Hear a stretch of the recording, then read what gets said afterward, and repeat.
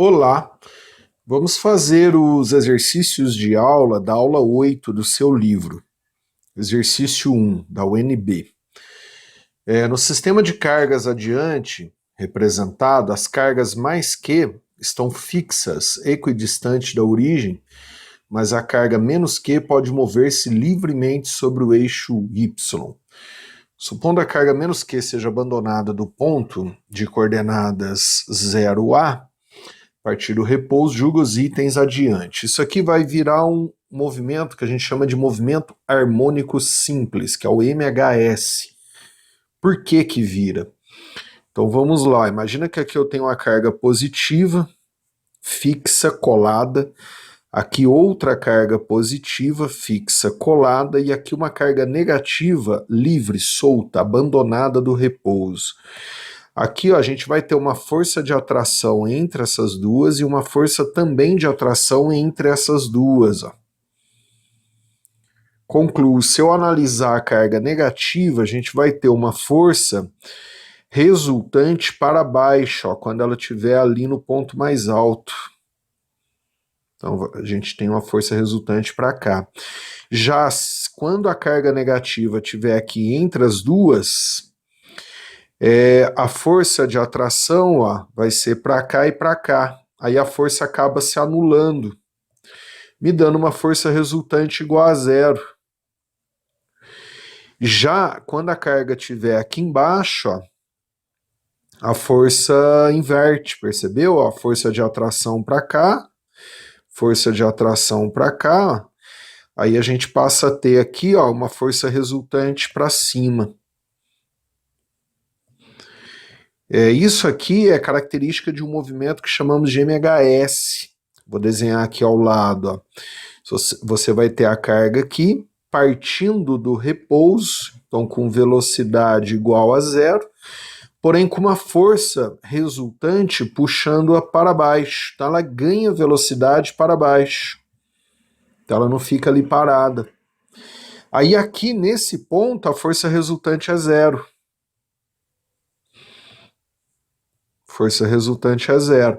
Mas ela tem velocidade, né? Ela ganhou velocidade. Então ela não para imediatamente. A partir desse ponto, a força resultante inverte. Então ela vai diminuindo a velocidade devido à força resultante inverter, até que ela para em outro ponto lá em cima, porque a força resultante fica contrária. E aí, como ela parou e a força resultante continua puxando, ela volta. Então ela volta. Então ela fica oscilando aqui, ela fica né, subindo, descendo eternamente. Sendo que nos dois extremos ela está parada, porém com um valor de força máximo, que é a força resultante. No ponto central, ela tem o maior valor de velocidade, que a partir dali ela começa a diminuir a velocidade, porém força resultante igual a zero. Então isso aqui é um movimento, né, que a gente classifica, é típico, né, as características aqui, né, de força, velocidade, que é o MHS, que é o chamado movimento harmônico simples, tá? Aí vamos analisar as afirmações aqui, né? Então, afirmação 1. A velocidade menos Q será máxima na origem, no ponto central. E nesse ponto a aceleração é nula, exatamente. Então ali a velocidade é máxima, né? Ele ganha velocidade até esse ponto, a partir desse ponto ele passa a diminuir, a ser movimento retardado. E nesse ponto, como a força resultante é zero, a aceleração é zero. Então, correto. Afirmação 2, ó. Depois de passar pela origem, a carga passa a ter um movimento retardado, ela é freada, exato. Então, se ela está descendo aqui, ó, até aqui ela ganha velocidade, a partir daqui a força resultante inverte, ela passa a diminuir a velocidade, movimento retardado. Afirmação 3. Sendo o sistema conservativo, a velocidade da carga será nula nos extremos. Exato, aqui ela para. Ela para né, por conta da atuação da força resultante, mas ela para e volta, porque a força resultante continua atuando. Então ela para nos dois extremos, na região central tem velocidade máxima. Isso aqui não é só essa carga que vai ter essas características de movimento, não. É qualquer corpo em MHS, né? Igualzinho, velocidade máxima, nula. A afirmação 4, se as duas cargas fixas fossem negativas, ia acontecer a mesma coisa. Aí não, né? Eu vou usar o mesmo desenho aqui, ó. Se as duas cargas fixas fossem negativas, a carga móvel lá ia embora, né? Então vou colocar aqui, ó, negativo, negativo. Essas são fixas, estão coladas. Então agora aqui, ó, a gente passa a ter força de repulsão e não mais atração, ó. E aí a força resultante sobre a carga que está livre, ó, fica para cima. Vai ficar para lá. Então essa carga aqui vai embora, né? Vai embora eternamente, não volta mais. Então não vai acontecer a mesma coisa, por isso que a afirmação 4 é errada. Vamos fazer agora o exercício 2, que é um da Unesp. Em um experimento de eletrostática, um estudante dispunha de 3 esferas idênticas, A, B e C, eletrizadas com cargas 5, 3 e menos 2Q, respectivamente. Utilizando luvas de borracha, ou seja, né, não vai trocar carga com a luva, o estudante coloca as 3 esferas simultaneamente em contato. Então aqui é uma eletrização por contato. Se você tem uma carga de 5Q, outra carga de 3Q e outra carga de menos 2Q, e você coloca as 3 em contato simultâneo, elas trocam as cargas, né? Então você passa a ter uma eletrização por contato. E aí como é que a gente calcula a carga de cada uma no final? Aí você tira uma média. Então vai ficar 5 mais 3 menos 2 dividido por 3, né? Então aqui vai ficar 6 por 3, a carga final vai ser de 2Q. Tanto da esfera A, como da esfera B, como da esfera C, que é a eletrização por contato. Aí continua lendo, ó. Depois de separá-las, suspende A e C por fios de seda. Fio de seda quer dizer isolante, não troca carga, né, com a terra, com o suporte. Mantendo as próximas. Verifique então que elas interagem eletricamente, permanecendo em equilíbrio a uma distância d uma da outra, sendo K a constante eletrostática no ar ou do vácuo. Assinale a alternativa que contém a correta representação da configuração de equilíbrio envolvendo aí as esferas A e C e a intensidade da força. Então, primeiro, como as cargas são iguais, se você colocar a carga A, né, a esfera A, próximo da esfera C, as cargas de ambas elas são iguais a 2Q, após a eletrização por contato. Então a força que vai aparecer entre elas aqui vai ser uma força de repulsão e não atração. Então, como elas se repelem, né, e o fio é de seda bem fininho, se você pegar a posição dos fios, né, tem que ficar assim, ó, que é uma posição que indica que os dois fios, ó, eles estão se repelindo, né? Agora, como que eu calculo a intensidade dessa força? Aí, lei de Coulomb, a gente vai fazer FK, módulo da carga A, módulo da carga B, dividido pela distância entre as duas ao quadrado. Aí as cargas, ó, elas ficam com 2Q, né? Então você passa a ter que F vai ser igual a K, 2Q, 2Q, dividido por D ao quadrado. Ou seja, né, concluindo, vai ficar F igual 2 vezes 2, 4, K, Q vezes Q, Q ao quadrado, dividido por D ao quadrado. É uma questão literal, né? Então isso fica a alternativa B. Vamos resolver a questão 3 agora, que é uma questão da Unicamp. Vamos lá, ele fala, sabe-se atualmente que os prótons e nêutrons não são partículas elementares, mas sim partículas formadas por 3 quarks. Quark é o nome da partícula que forma, né, os prótons e nêutrons. Uma das propriedades importantes do quark é o sabor, que pode assumir 6 tipos diferentes. Top, bottom, charm, strange, up e down. Apenas os quarks up e down estão presentes nos prótons e nêutrons. Os quarks possuem carga elétrica fracionária.